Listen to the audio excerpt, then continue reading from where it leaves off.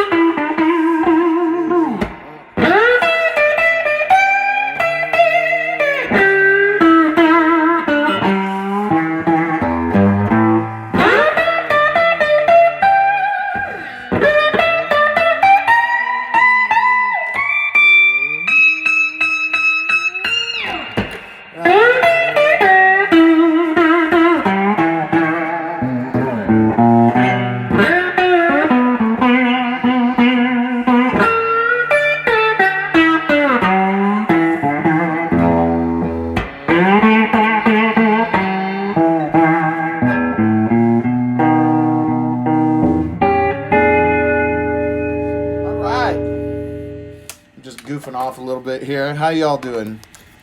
You hanging in there? I sure hope you are. I'm having a great week personally. I've been having a lot of fun hanging with the family, making some music down here, and man, I can't thank you all enough. Those of you that tuned in last week, and the tons of you that watched after the fact, and I'm really moved by the amount of all the tips, all the Venmo and PayPal tips. Pretty blown away. So thank you very, very much from the bottom of my heart, and I'm very grateful. And I'm really enjoying doing this, and was kind of surprised the amount of messages. Private messages and stuff that I got after the show last week. I just was kind of geeking out, talking about stuff that I would talk about for, no real reason at all other than I love it.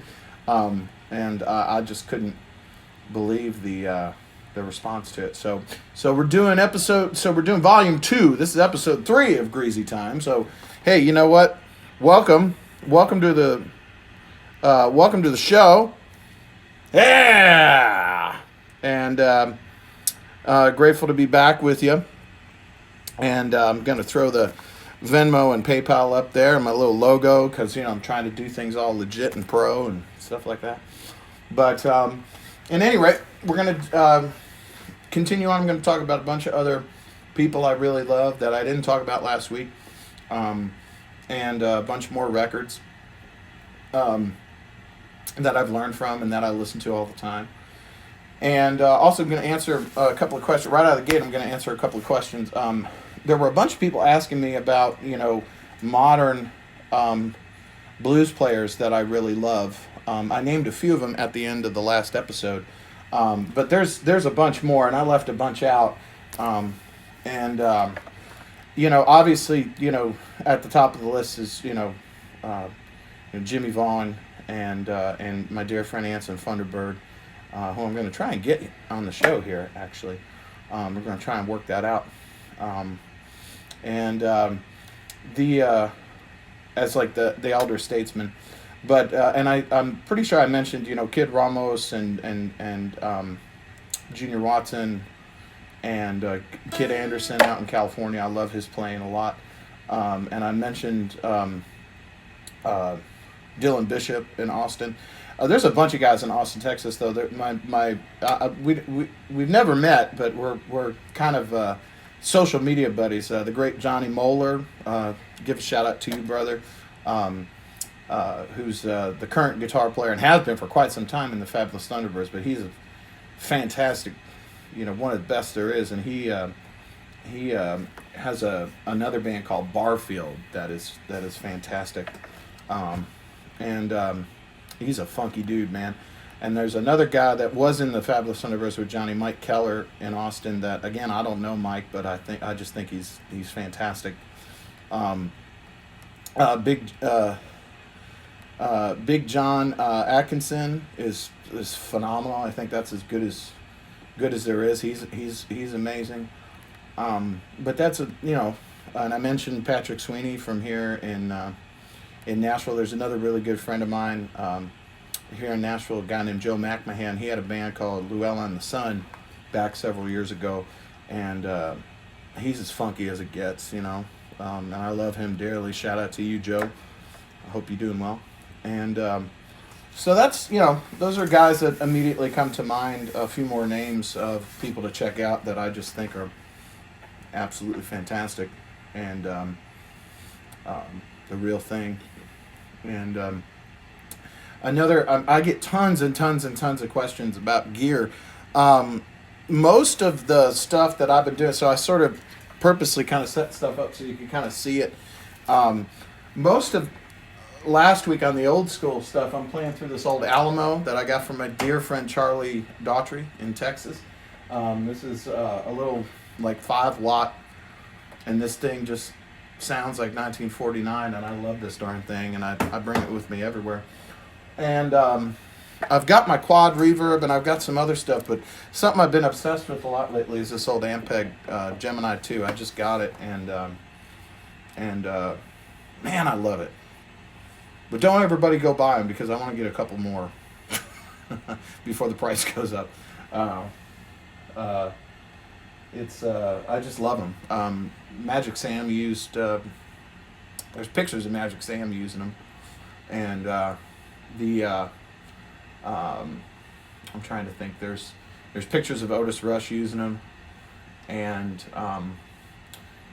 there's tons of pictures from all of the major recording studios back in the 60s. Here in Nashville, like Studio B and stuff, were all Ampegs, and a lot of R&B records from that period were actually Ampegs. They made sound like Fenders, but they were real popular. And I've as of late, there were a couple people lately that like Brittany Howard from Alabama Shakes really likes Ampegs, and I'm trying to remember. Basically everything from Daptone. Tommy Brennick, great guitar player, producer, writer, who's in the Budos band. This is one of my favorite modern groups. And he played with Charles Bradley and was Charles Bradley's producer and all that. Like all that is Ampegs, and all of the Dap King stuff with Sharon Jones, and tons and tons of that, which I love pretty much everything they put out. That's like the only label going that basically anything that just comes out on that label I know I'll love. Like they just put out this band from Southern California called the Altons. I love it. It's fantastic. So anyway, so that's what I'm using, and I'm not using any pedals tonight. And Rad Model 335 and my old ES5 and my fucker Ascaster, as it's called, which is my buddy George Bradfute, love you, put this together for me. This is like a jazz master with some funky pickups in it that I got from my buddy Sebastian, who owns vintage inspired pickups up in outside of Boston. Really good stuff, and I tune that down, so that's that. So all the nerd and stuff. So let's get to some music. First person I want to talk about tonight is someone who's grossly overlooked, and one of my favorites, and it's this person right here. That's Sister Rosetta Tharpe. She, to me, is about as close to the original guitar hero that there ever was. And she obviously grew up in the church, and originally sang nothing but gospel music, and started making records. And initially, when she, so there's you know, her story, I could talk for hours about Sister Rosetta Tharpe, but she, when she stopped playing gospel music for a minute and started making secular music, first of all, she was disowned by her community, just absolutely, just, you know, just horrible. They treated her horrible. And on top of it, because she was a woman, and we're talking about in the 30s and 40s here, because she was a woman, she wasn't even allowed to play, even though she was this great guitarist, she wasn't allowed to play guitar at first on her own records. So her first records, her first secular records, I should say, are all just her singing. Finally, she started making some of the greatest records of that era. And this is even slightly before T-Bone Walker. The fact that I didn't talk about her last week is a crime to me, but I'm talking about her now. She's incredibly, incredibly important in the pantheon of electric guitar. And you're talking about an African-American woman succeeding in the 30s, 40s, 50s. Okay? Like, let that sit in for a minute. I mean, she is as badass as one could ever hope to be. So, the thing about her style, and I have listened to tons of stuff of her, she played archtops and, you know, like stuff like this ES5 and stuff like that. She tuned down a lot, especially later on. She started having more success once the folk boom started, and some of the great footage that exists of her is from over in Europe, and it's just ridiculous. YouTube it, it's great. And but she would tune down a lot, and she played later on an SG, one of those 3 pickup ones that was kind of out of phase. So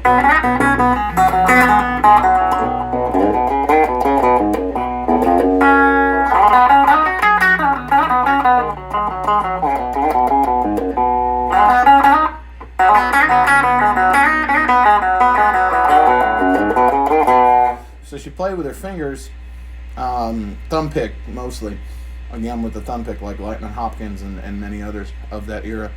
But she played more notier than a lot of people from her era, okay? And a lot of use of open strings, a lot of major tonality, which is not, like you think about T-Bone Walker, and a lot of minor tonality and a lot of those guys, to a certain extent at least. And she played out of first position most of the time.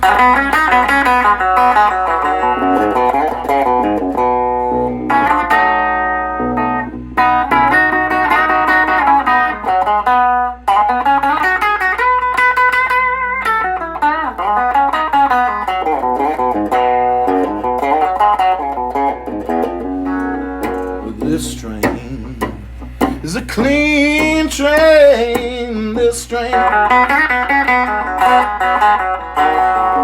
This train is a clean train. This train.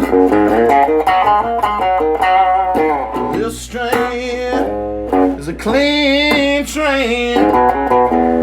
Everybody ride it in Jesus' name. This train is a clean train. This train. This train is bound for glory. Now this train.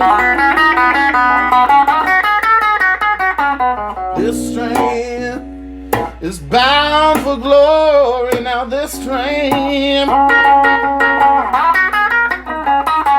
This train now is bound for glory. Everybody that rides it has got to be holy.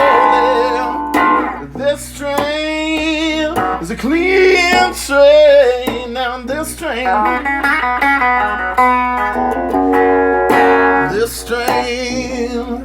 don't pull no lies. Now this train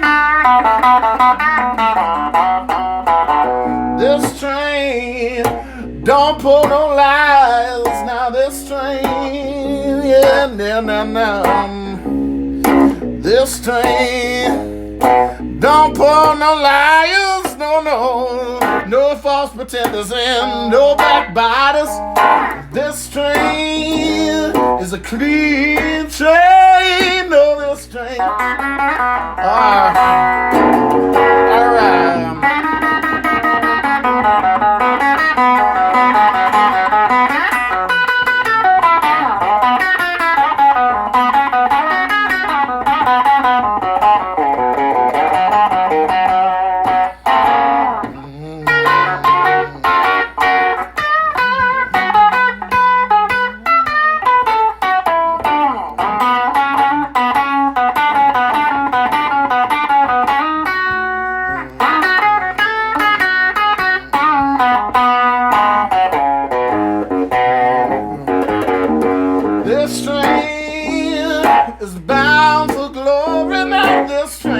Hallelujah, baby, now. This train is bound for glory. Now this train, baby, child. This train is bound for glory. Now everybody ride it. It's gotta be holy. This train is a clean train. This train.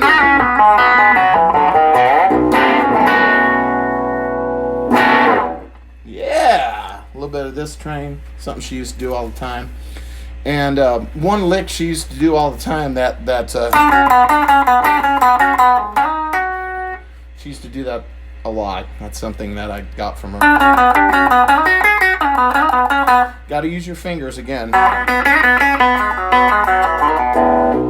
I had a lot of fun working on this new Tom Hanks Elvis movie that's going to come out next year. The great Yola, who is freaking awesome. If you're not hip to Yola, get hip, because she is righteous. But anyway, she's playing Sister Rosetta Tharpe, and I played all the guitar, so I got to do that for a couple of days in the studio, cutting old Sister Rosetta Tharpe songs. It was a lot of fun. So, but anyway, a record that you all should check out, if you are so inclined, is this right here. This is on Spotify, and this is a great record. A lot of the best versions that I like the most, because like a lot of these old artists, there's a lot of versions of a lot of these songs, and you can have different preferences for I like this one and that one and that, so I try and steer you in the direction of the ones that I particularly really like. So anyway, Sister Rosetta Tharpe, I love you. You're the queen. As far as I'm concerned, you're it. So anyway, so moving right along, I'm gonna do a tune right now by this gentleman right here, which I tried to last week talk about some of the less obvious people, some of the people that I listen to all the time, that maybe there's not a lot of stuff out there about on purpose. I'm gonna hit some of the bases of people that'll be like, "What? You didn't talk about him last week?" So okay, here's Muddy Waters with the great little Walter over his shoulder. This is a young picture of Muddy early on, and I don't need to go too deep into how important he is to the pantheon of modern music, not just blues, but he in many ways, he is the inventor of the rock and roll band, and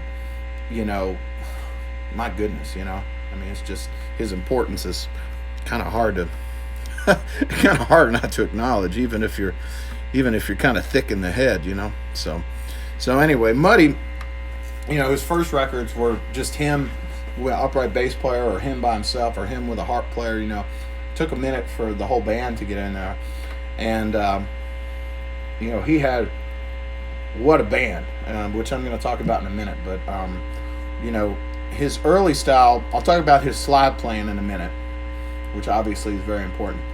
But it just his, you know,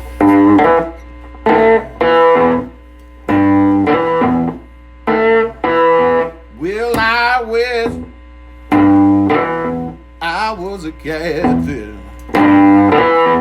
swimming up the deep blue sea.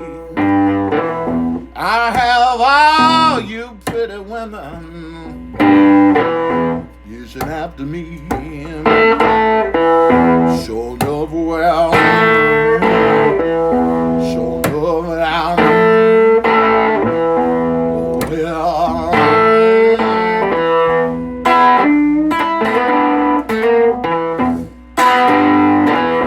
oh, I went to my baby's house and I sit down.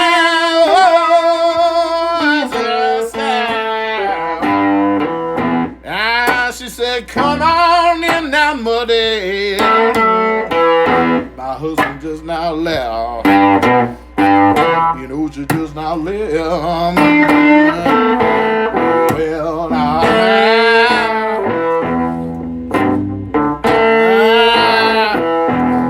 well, my mother told my father just before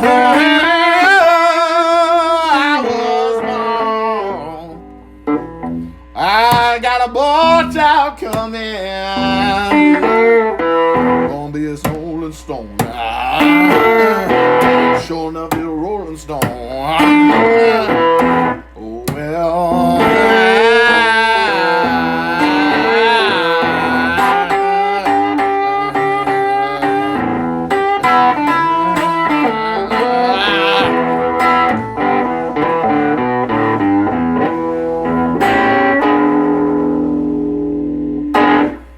That's one of the first things I ever learned to play when I was younger. I still love it, my piddly attempt at trying to sound like Muddy Waters. But obviously, his electrified sound, very different, especially that, you know, early on, you know, very different from what T-Bone Walker and B.B. King and Sister Rosetta and Gory Carter and Pee Wee Crayton and all those guys, you know, very rustic, very Delta, very using sort of the acoustic country blues style, but just, man, it's so nasty.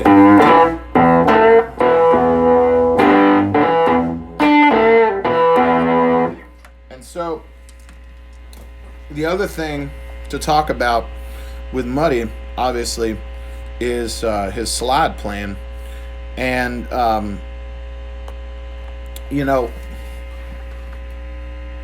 I've talked already about like how the style of Earl Hooker is kind of a more refined Muddy style, you know. That intro that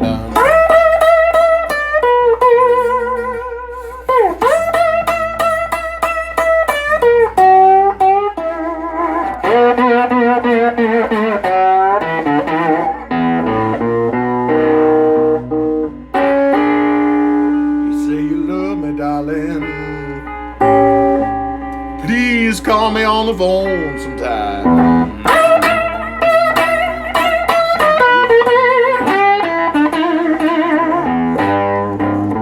You said you love me, darling.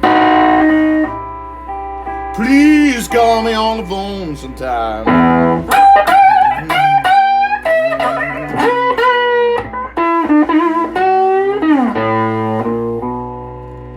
When I hear your voice, my worried mind.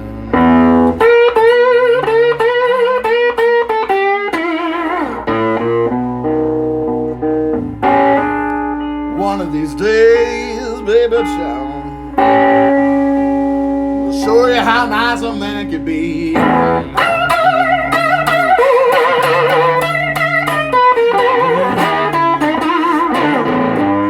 One of these days,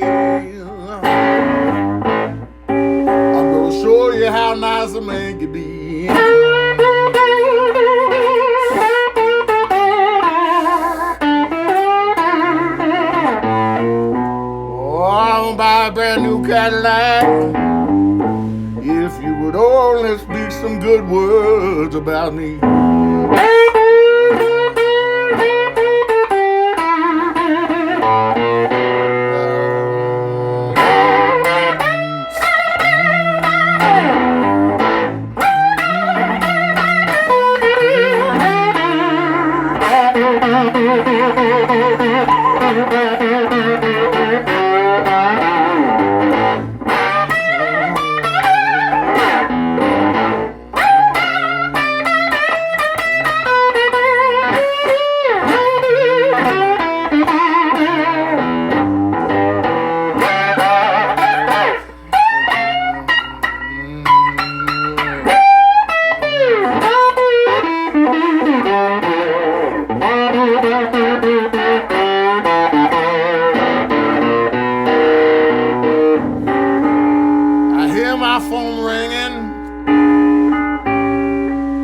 Sound like a long distance call.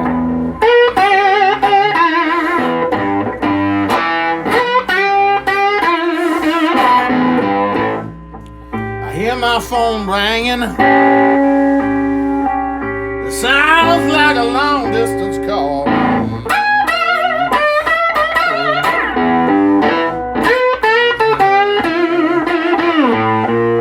When I picked up the receiver, the party said, you got another mule. You got another mule that's kicking in your stall.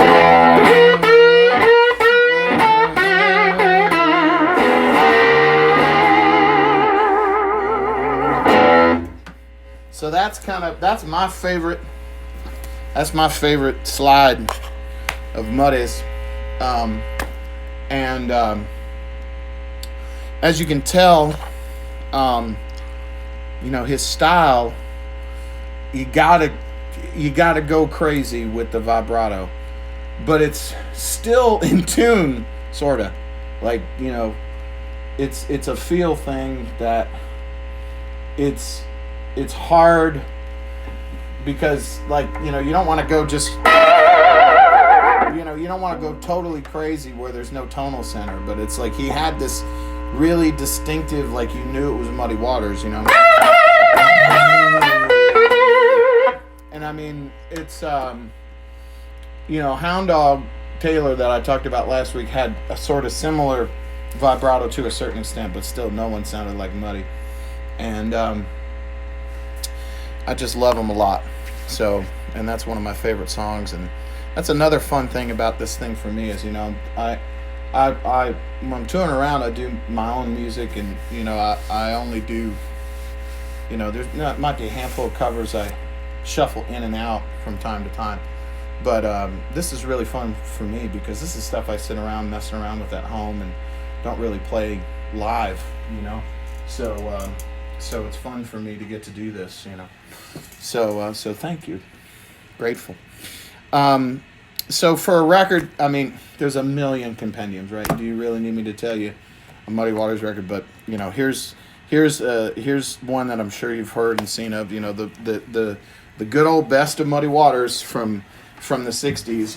The one that the founders of the Rolling Stones, bonded over.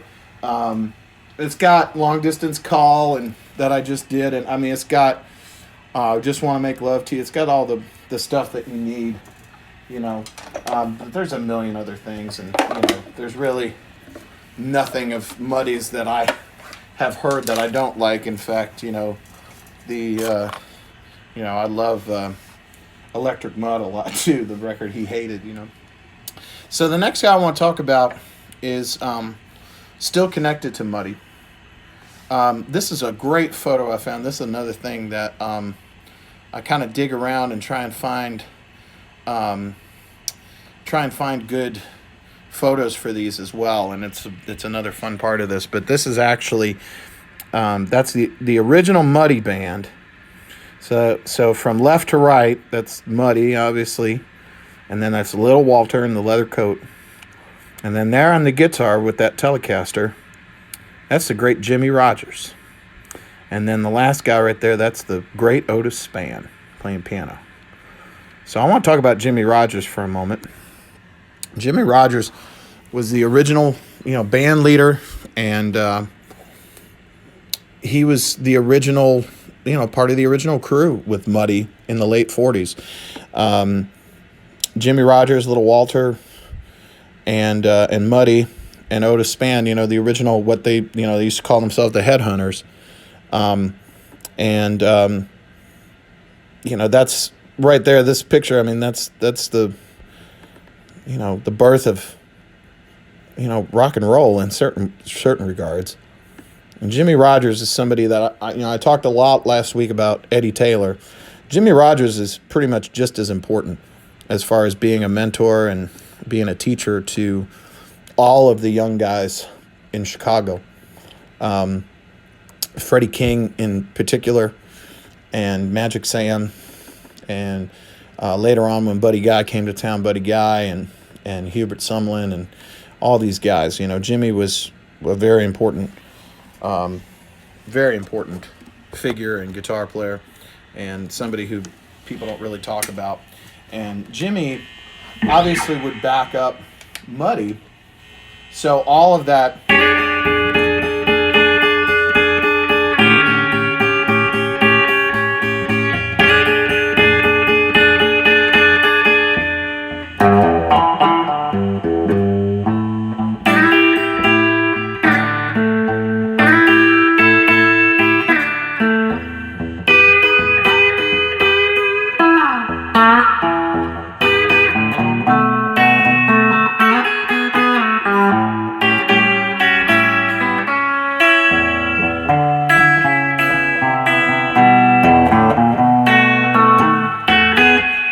Similar stuff to Eddie Taylor's kind of style, but he again was one of the first guys that used vibrato, okay, and he played with his fingers as well.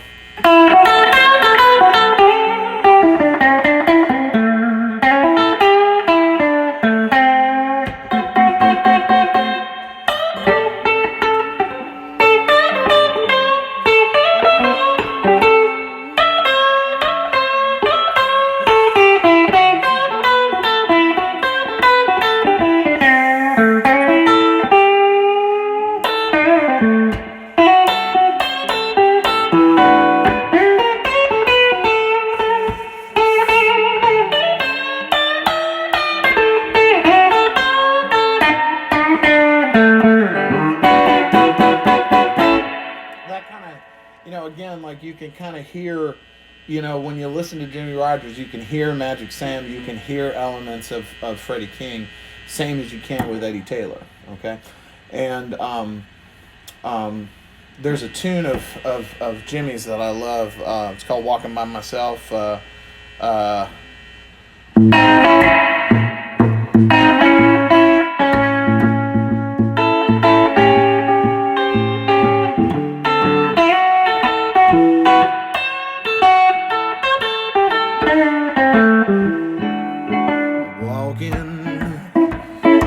Myself, I hope you'll understand. I just wanna be your loving man. I love you, yes I do, with my heart and soul. I wouldn't mistreat you for my weight in gold.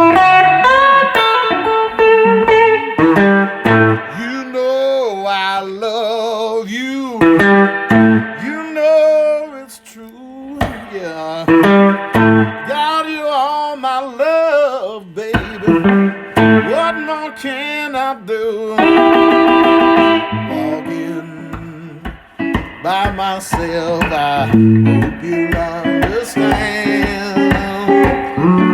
I just wanna be your loving man.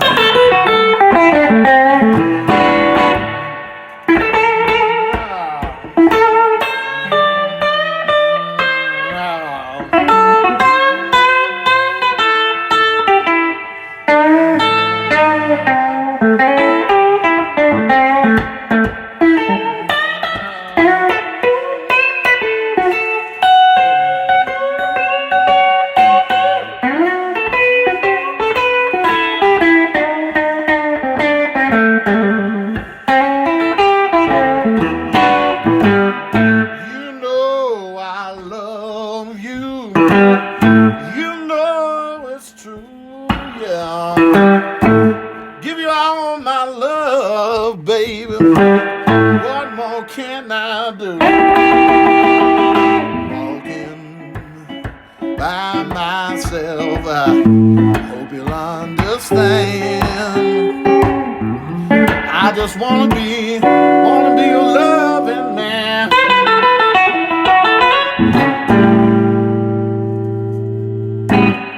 Some Jimmie Rodgers. So this is a record by Jimmie Rodgers that you should check out. This again is on Spotify. These are some versions of some stuff. There's a couple of collections like this. You know, the chess collection is really good too, but I like this one just a little better. And yeah, man, Jimmie Rodgers, another important forgotten cat, man. That it's his man, you know. I actually again became aware of Jimmie Rodgers because of my love for Jimmy Vaughn, and there's a really great documentary, if you've never seen it, about the Antones Club in Texas, and you can actually order the documentary I'm talking about from the Antones record shop or from Antones the Club, and I know they would appreciate your business in this, you know, this hard time. But Jimmie Rodgers was you know, apparently a real important friend and supporter of the Antones Club and the whole community there in Austin, Texas, that supported the Vaughn brothers and a bunch of others. And so that's initially how I became kind of aware of Jimmie Rodgers. And then, of course, you know, just, okay, you know, the original band leader, guitar player for Muddy Waters, you know, it seems like something I ought to look into, you know. And sure enough, he is, you know. So anyway, love you, Jimmie Rodgers. Moving on. So I can't talk about Muddy Waters, you know, without talking about this guy. Without talking about Howlin Wolf. I love this photo, man. It's a great photo. And obviously, the Howlin Wolf is, you know, you can't have Muddy Waters without Howlin Wolf, man. It's the yin and yang. It's like the Beatles and the Stones, you know. It's right hand, left hand. So obviously, I don't feel like I need to give a huge dissertation about the importance of Howlin Wolf, but I love him a lot. And his two main guitar players I want to talk about here. First one being this cat right here. This is Willie Johnson. This is the original guitar player that all the stuff that was cut in Memphis and the first, you know, good portion of stuff he cut in Chicago. This is the guy who's playing guitar. And Willie Johnson was a bad boy. If you've ever read the Howlin Wolf biography, I forget the name of it, but I've read it a million times. That and the Muddy biography are both really good. Can't Be Satisfied is the name of the Muddy one. I can't remember the Howlin Wolf one off the top of my head. But at any rate, Willie Johnson, he was a rough guy, man. He liked to drink. He liked to party. He got fired a ton of times by Howlin Wolf. He would get fined. He would get fired, sent home, rehired the next day. But he was an integral part to Howlin Wolf's sound, and very different from Hubert Sumlin, who came later. Willie Johnson is like an amped up, distorted, like sort of amalgam of Muddy Waters and Pee Wee Crayton and John Lee Hooker and all these guys, you know, like he was wild, man. You know, my favorite cut is actually the first thing that Wolf ever cut in Memphis, the original version of Moaning at Midnight, which is you know,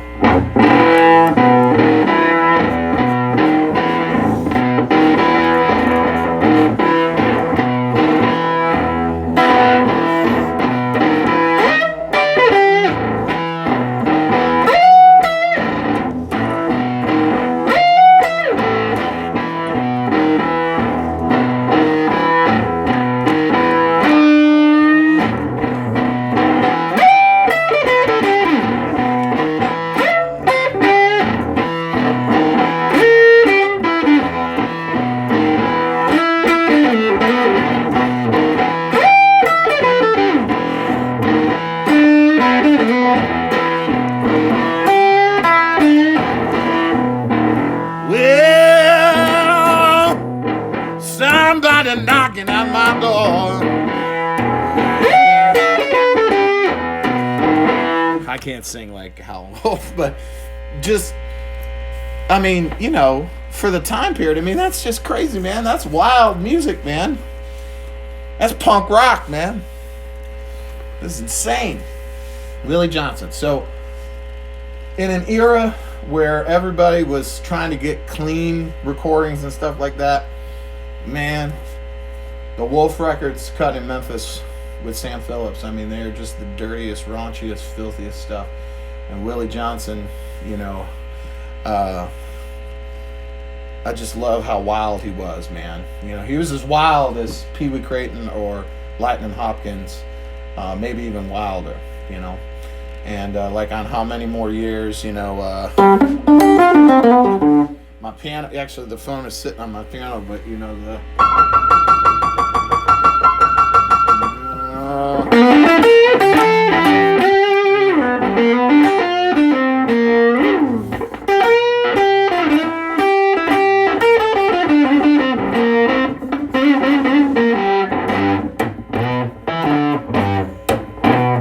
how many more years you only let your dog me around?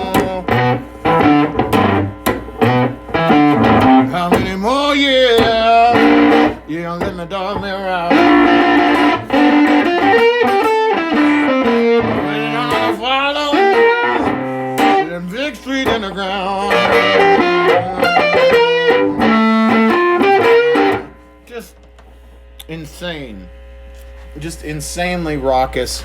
And Willie Johnson obviously was a huge influence on a lot of people moving forward, because a lot of people heard those Howlin Wolf records, just like the Muddy records. You know, like a lot of the records that I talk about maybe didn't have the coverage of influence that others did.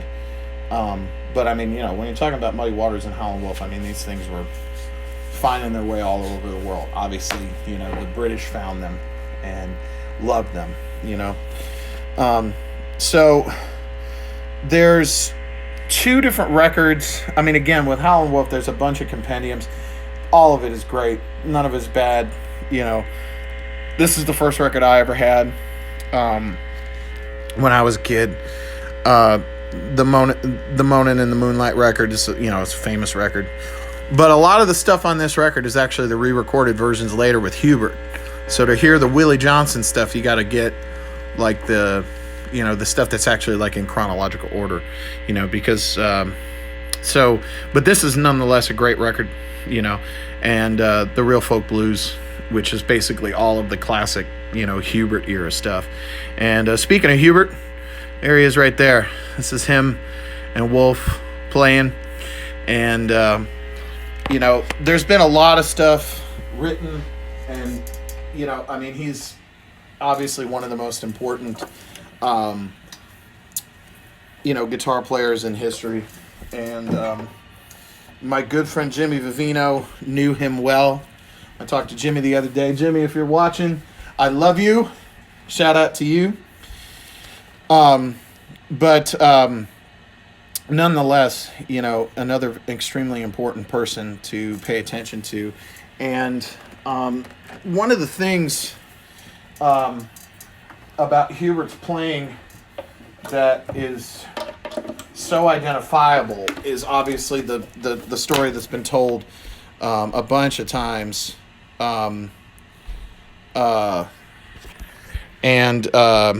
About when Wolf had him, sorry, I had a technical difficulty for a moment. When Wolf told him to, fired him and told him to throw away the pick. And, you know, when Hubert came back and was playing with his fingers, he like found his sound. Okay. And in particular, his use of the index finger. There's a sound, just like with Albert Collins and with Albert King. You can't really get the sound right unless you're using certain parts of your fingers, you know. And so, you know, and again, a very identifiable vibrato.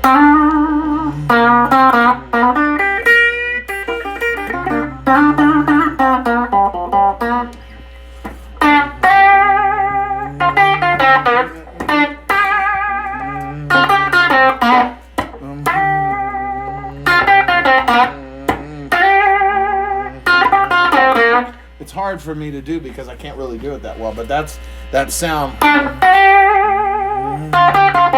I use my thumb to cheat. And another thing about his sound is I don't think his guitar necessarily was out of phase, but it sounds like it. So, you know, that sound, a big part of it is, I think, you know, using an out of phase kind of sound, you know.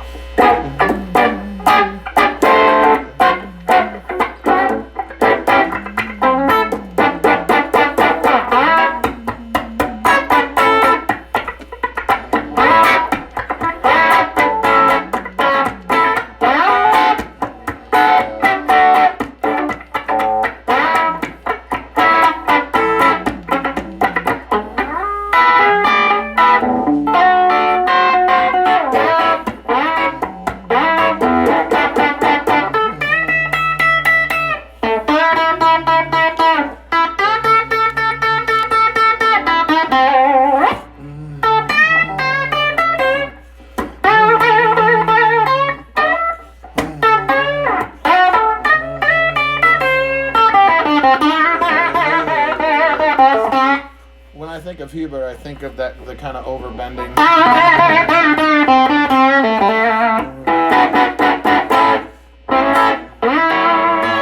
Anyway, there's a lot of I feel like there's a lot better sort of encapsulations of his style that are out there. Jimmy Vivino, my good friend, is one of them that is a huge student and can just nail it.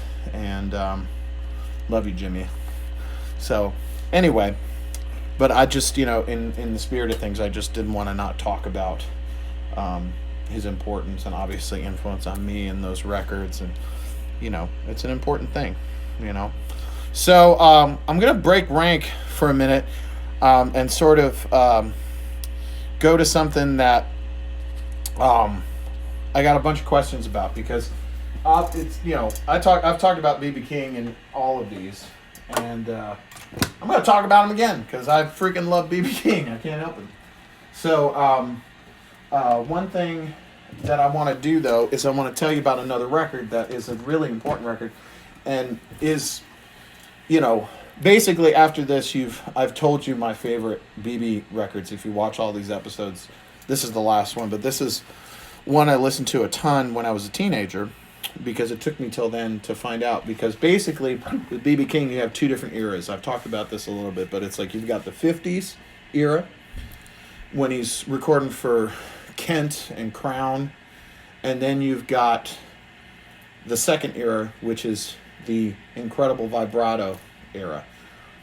Two very different styles of guitar playing. I mean, they're not very different, but when you listen to them, you don't necessarily think...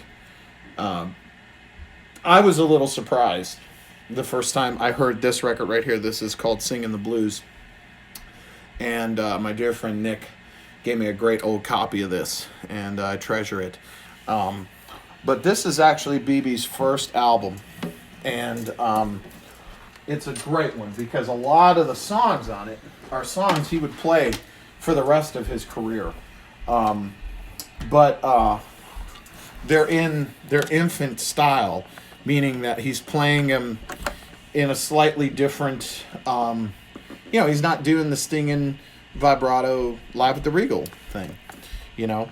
And in those days, you know, he was playing an ES5 like this. He was playing through little amplifiers like this. And one of my favorites on it is the first song on the record, which is a song called Please Love Me. And it's pretty raucous for BB, but it's, you know, it's an E flat for all the horn players.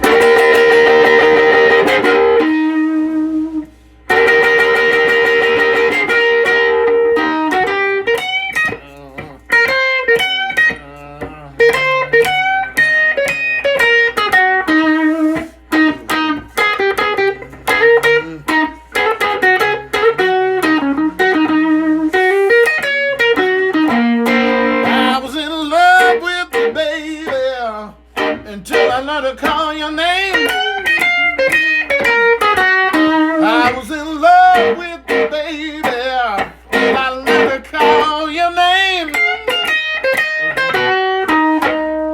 don't do what I tell you, baby. Learn how to get on your knees and pray. Well, please love me, baby.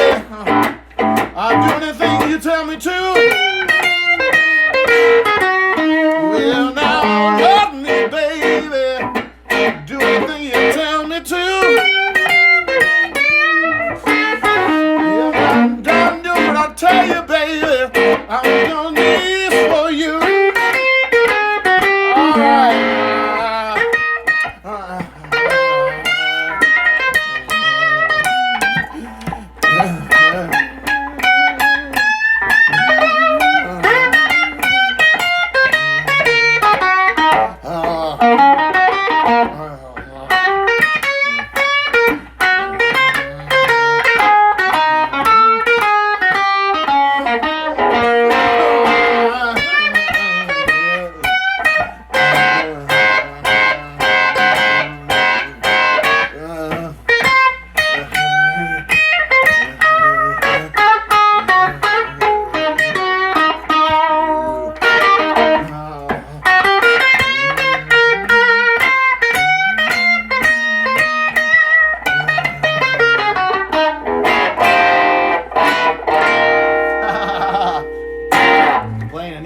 JD, so anyway, that's a little bit of that.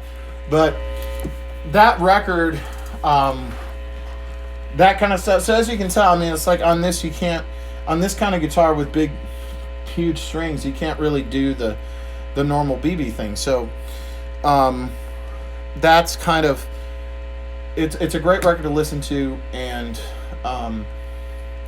it's important, I think, to kind of understand the evolution of how BB became the BB King that we all know and love. Because if you start at Live at the Regal, it's kind of like by Live at the Regal, or by Live at the Cook County Jail or something like that. I mean, he's beyond a full-formed musical entity by that point.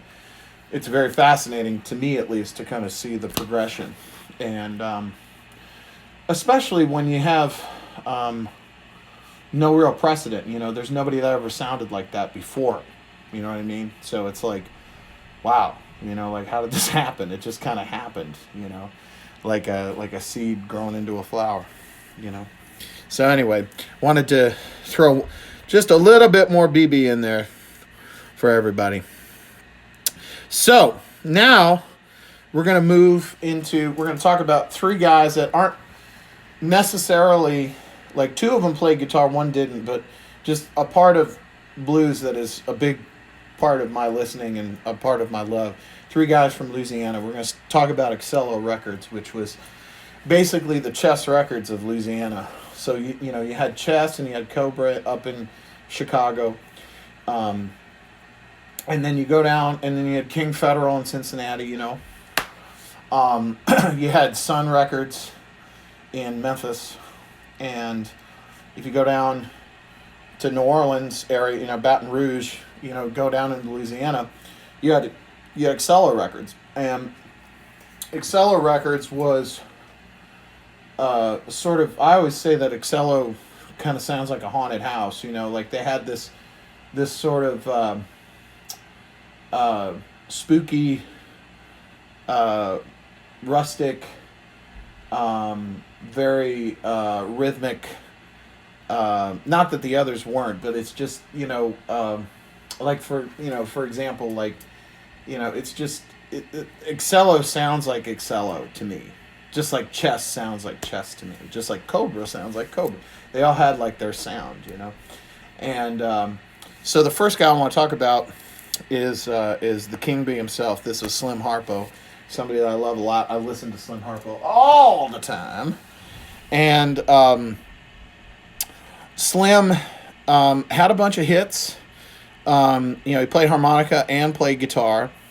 And the most famous song from him is When I'm a King Bee, buzzing around your hive, which many people covered, including Muddy Waters. I mean, it's like when Muddy Waters covers your stuff. You know, that's pretty good if you ask me. You know, and aside from that, he had some other songs that did well on the pop charts. A song called "Raining in My Heart."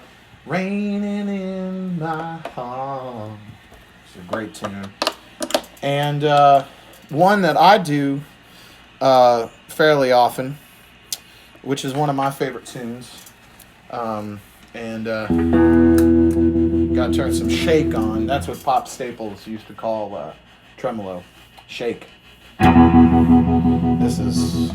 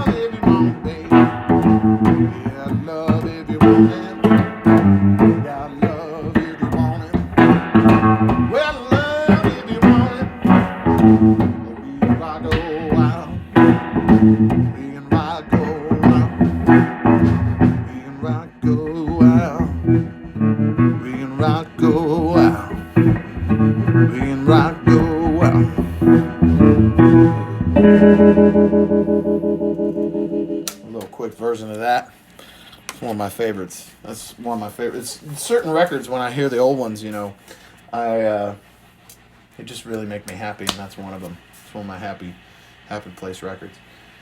Slim, you know, was Slim was, you know, the star of Excello.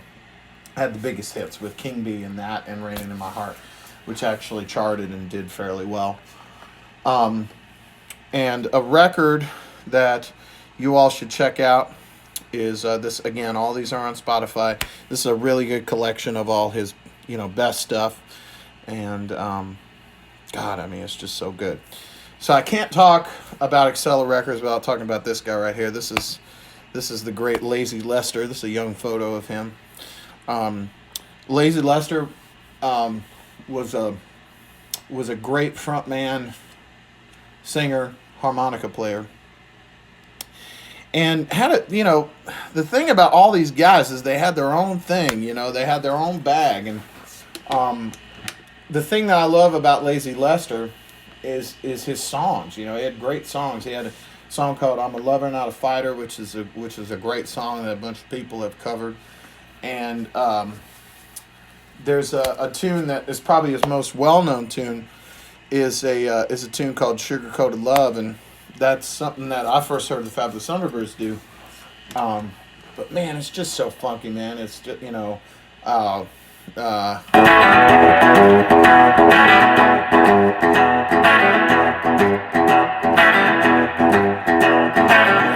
just see my baby. Oh, that girl is so fine. Love me in the morning and every night. She's always on my mind. She got sugar-coated love. Yeah, sugar-coated love. She's a real gone babe, and I don't mean baby, she's mine. Don't have to worry about money, don't have to worry about clothes, don't have to worry about anything. She's my baby, and goodness knows she got sugar love. Yeah, sugar coated love. She's a real gone babe, I don't mean me, but she's mine.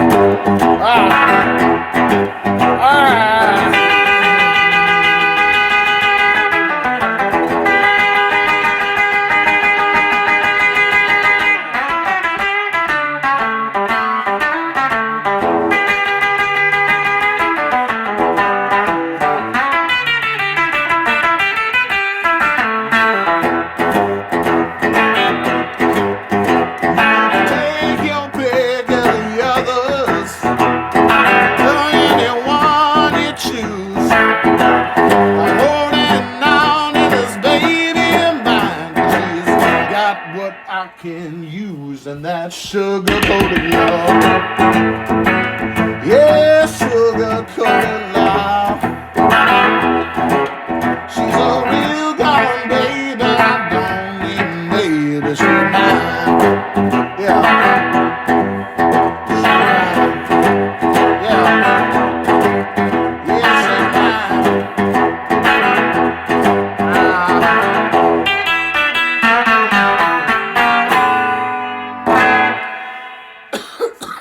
Yeah, man. Some Lazy Lester for you. So, that's two. Who's the third one? Well, so we got Slim Harpo, Lazy Lester, and another guy with the coolest name ever. This cat right here, Lightnin Slim. I love Lightnin Slim. He's one of my favorites. I listen to him all the freaking time. Lightnin Slim made all these records early on for Excello, and then experienced somewhat of a resurgence in the early 70s. But he was, again, this is a guy that, not many people talk about. And he had a style that was somewhat influenced by Lightnin Hopkins, I would imagine. Sounds like it to me. He, another guy that, played with his fingers and had a very identifiable sound when you listen to him. I should say before I move on, sorry, I do my best to keep things together here. I'm trying to give as much entertainment and information as I possibly can, but here's a Lazy Lester record you should check out. This is his Excello singles, and that's on Spotify, so check that out. So anyway, getting back to Lightnin Slim. So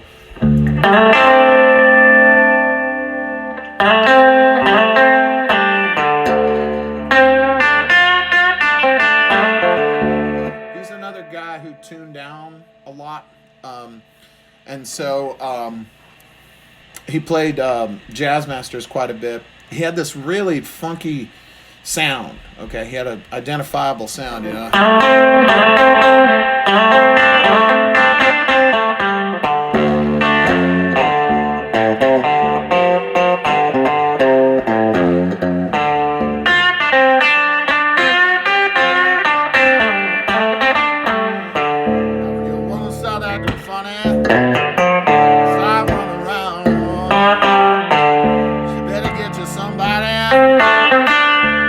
fixing to put you down, you better let her go. Just as quick as you can.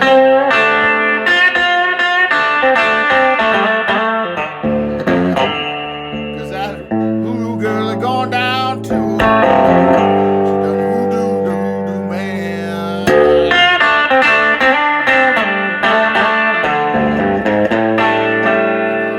You want my God in my wonder? Start to understand.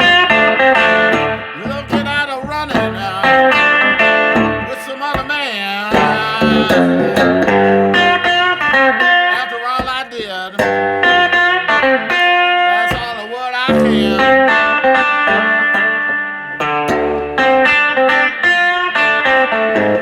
But this little hoodoo girl, she done hoodoo the hoodoo man.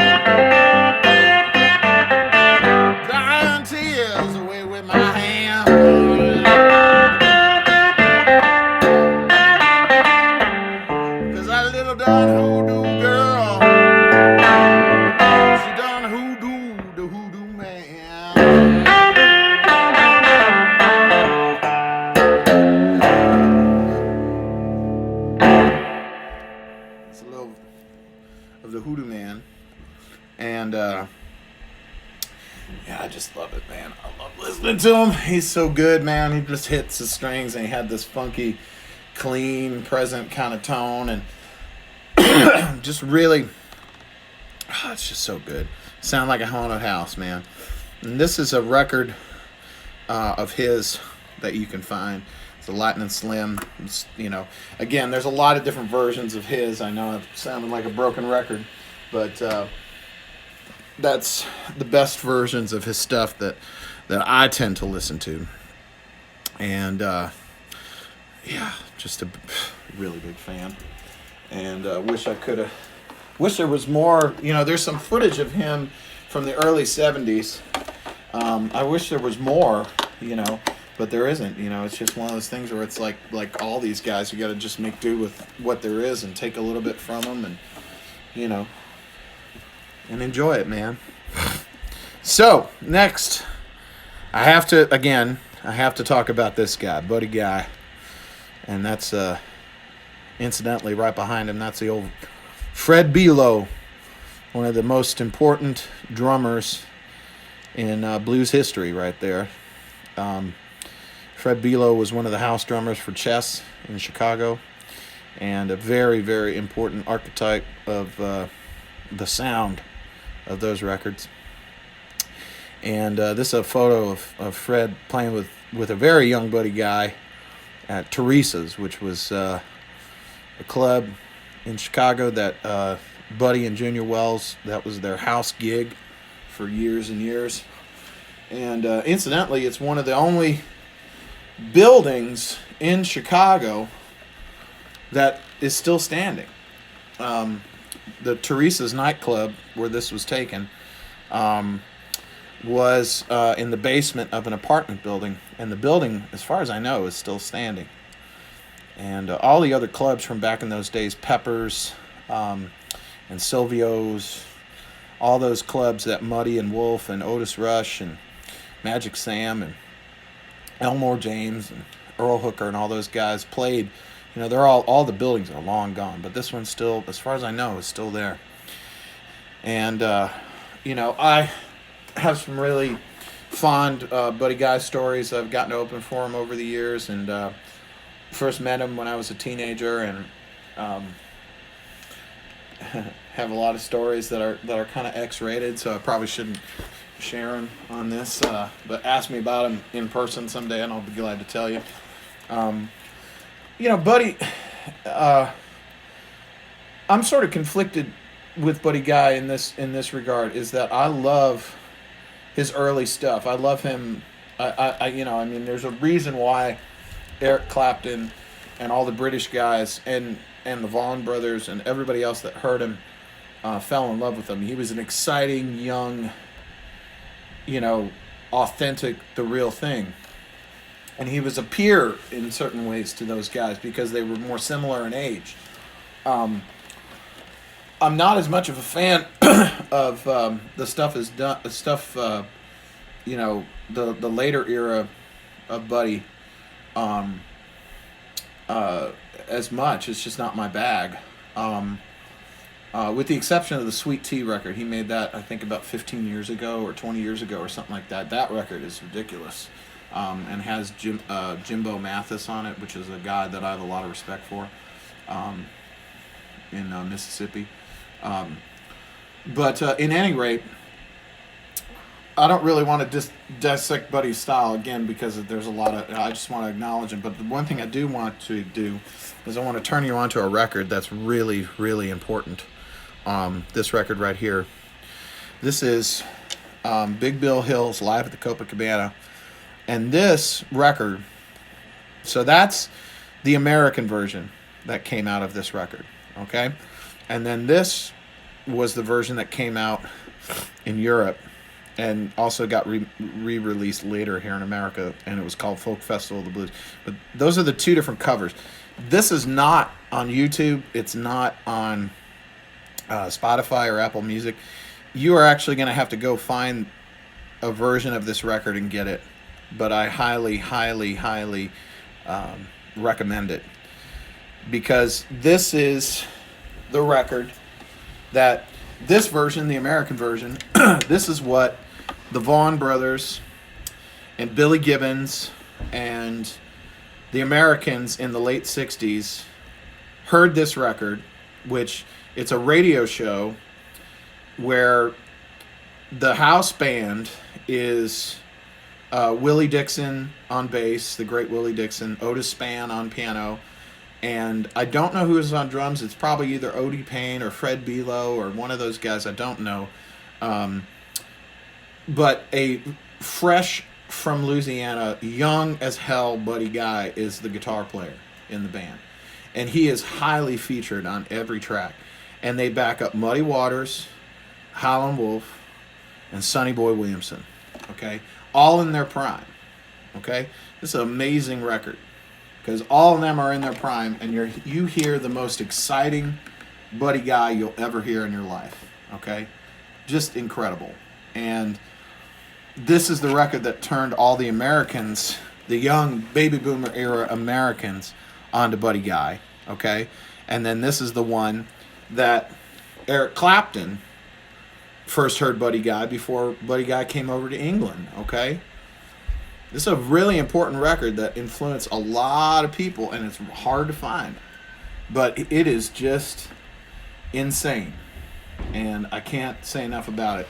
And the album starts with Muddy Waters doing an old Jimmy Reed song with Buddy playing guitar.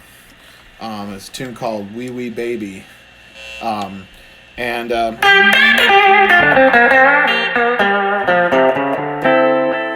was early one morning, was on my way to school.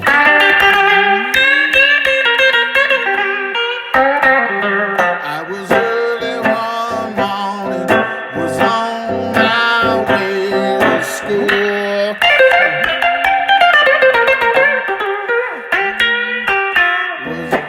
Monday morning, I broke my mom's rule.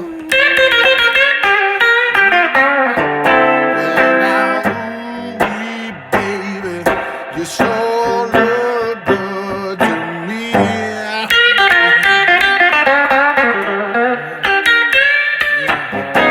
Ooh-wee, baby, you sure look good to me.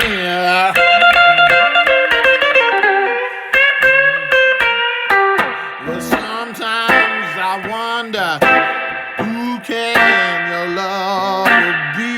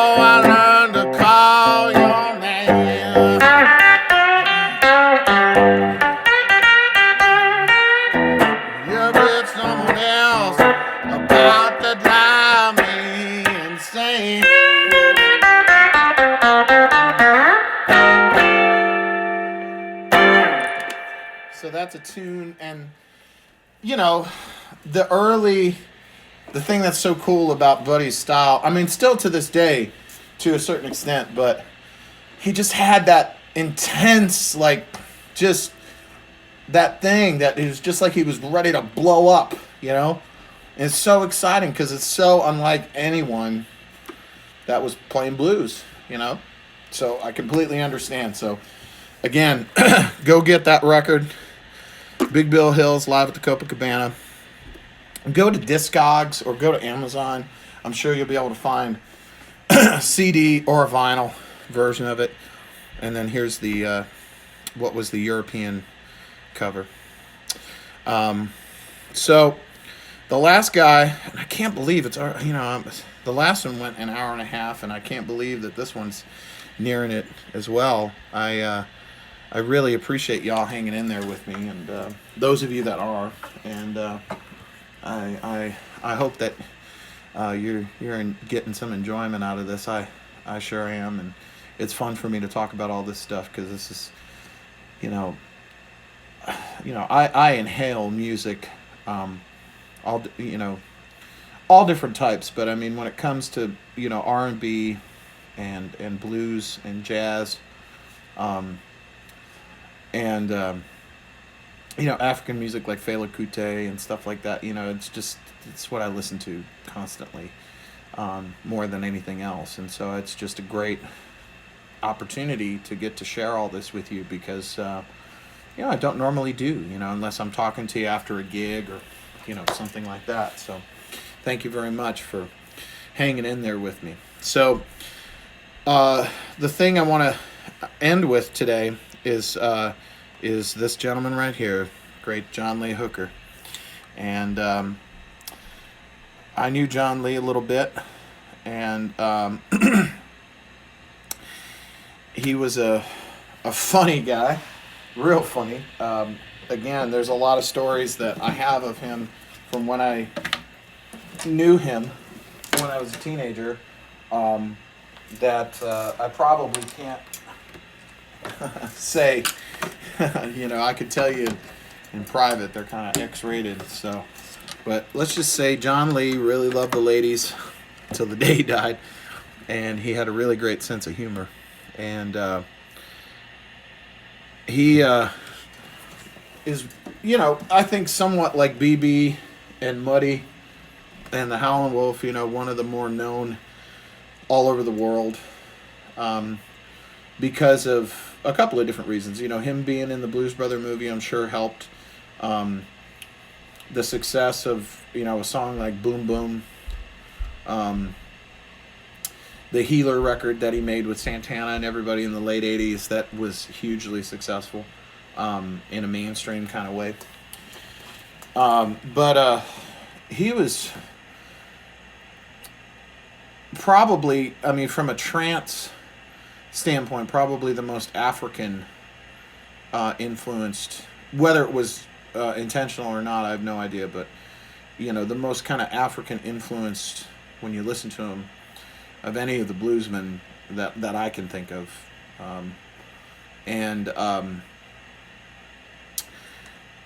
You know, he had his normal way of playing, which was, you know, he mostly just used these two fingers. He had huge hands. I mean, the biggest hands I've ever seen, okay? And I have big hands, okay? He had huge hands. And he played with these two fingers, and he had a huge thumb, played with his thumb, and played with these two fingers. His natural sense of groove is one of the most beautiful things I think that's ever existed on God's green earth, because it is something that is so primitive, but it's so beautiful. Just his inherent rhythm, okay? And it's something that, you know, you just can't learn, you know? It's like, that's just like, that was, you know, and that's the beauty, you know, as you can tell, I mean, all this stuff is it's very simple. And I think the thing that makes me love it as much as I do is because of when you really look at it like intently, it's so simple. Yet it's like, how come I don't sound like this cat? You know. It's like you should be able to, but it's like, to me, it's like it's easier to play something more complicated and kind of execute it properly. This stuff is a whole nother practice, and it's something that it's like, I think you got to listen to it. You got to, it's not so much like, and I've obviously, as you can see, like, dissected a lot of this stuff with an instrument in my hand, but a lot of it is just listening to it, just loving it and listening to it and having it like kind of soak in to your brain through osmosis.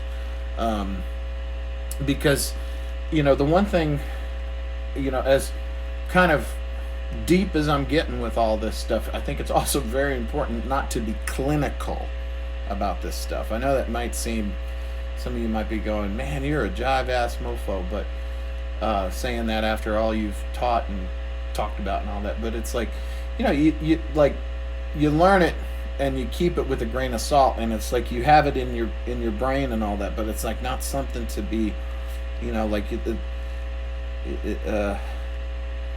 got to feel. It's about feeling, it's about expressing what it is that you have inside. The notes are just the notes, and the thing about all these guys is it's like it's all very simple, but it's like the way they did it is like the whole life force behind it that gives it that thing that makes it special, and that's an intangible thing that I don't think you can learn. I think you can love it and sort of sop it up, so to speak, but you can't. It's a beautiful mystical thing that I just love, and the older I get, the more appreciation I have for it and the more respect I have for it. It's just about feeling good and letting it out, and so with John Lee,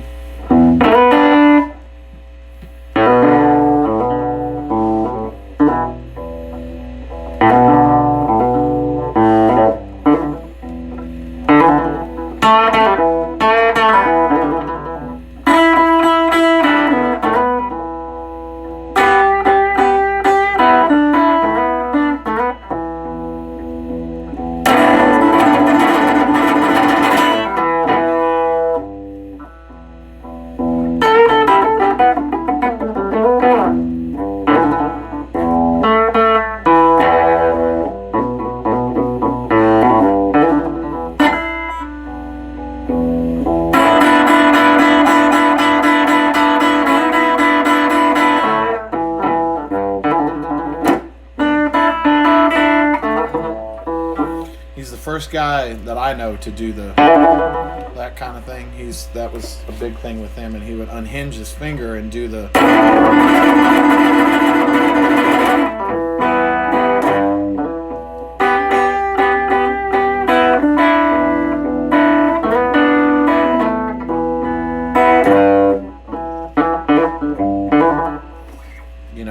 which is similar to Muddy, but the thing that knocked me out the most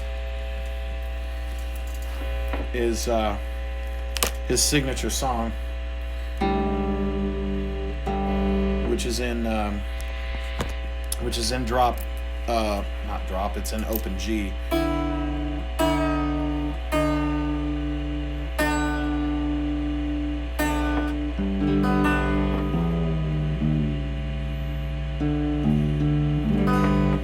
And the original record is in B, so capo up.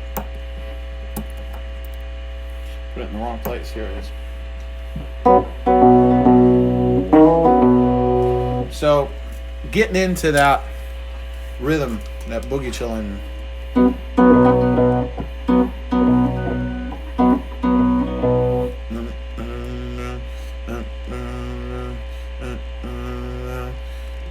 It's African to me, man. It's freaking cool, man.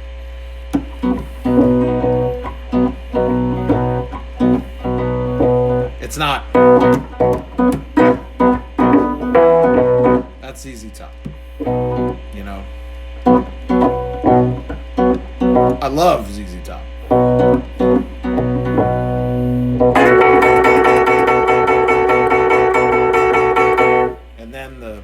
So that.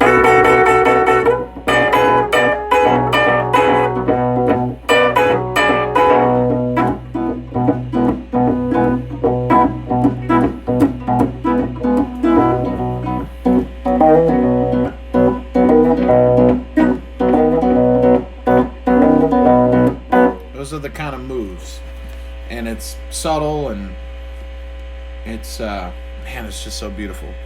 So one thing I want to do before I do this, I'm gonna actually end with this tune, and I just want to say thank you to each and every one of you for watching. Those of you who've hung in with me all the way till the end, it means the world to me.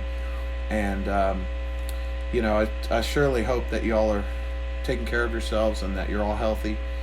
And I really appreciate all the messages and the comments, and pretty mind-blowing. And I really appreciate the Venmo and PayPal.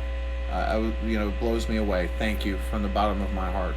And I hope that we get to get out and start playing music in the foreseeable future, but in a responsible way, in a way that everybody's safe.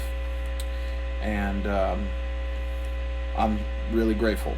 I'm really grateful for my family. I'm really grateful for my health, and I'm really grateful for music. I can honestly say for myself, I feel more like I did when I was a teenager now than I've felt since, because I hang out with my family and I listen to records and I play music for my own enjoyment. I'm not playing music for my living. It's not my job at the moment. So the whole essence of, man, I would do it even if I didn't get paid to do it. Well, yeah. And it's an amazing thing, music. So God bless you. May the God of your blessing, may the God of your choosing bless you, as I say sometimes. And thank you for tuning in to Greasy Time. And I hope to see you next time.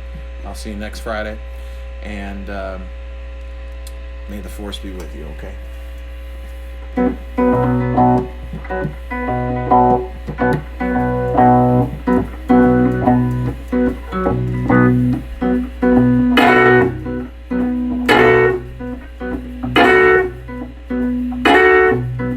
Well, my mind allow me to stay out all night long. Oh Lord, well, my mind allow me, baby, to stay out all night long.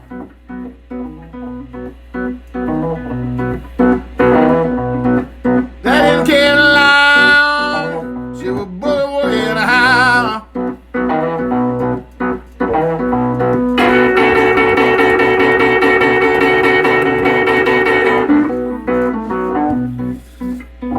When I first came to town, people, I was walking down Hastings Street.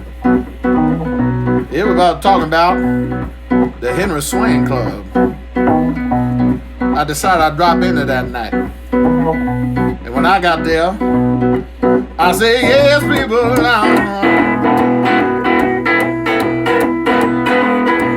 it was really, really having a ball. Yes, I know.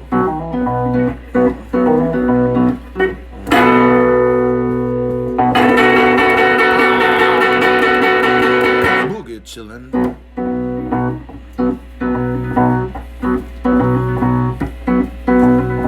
When I was laying down,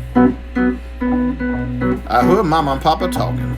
And I heard Papa tell Mama, let that boy boogie woogie. It's in him, and it got to come out. And I felt so good. I went on boogie woogie just the same.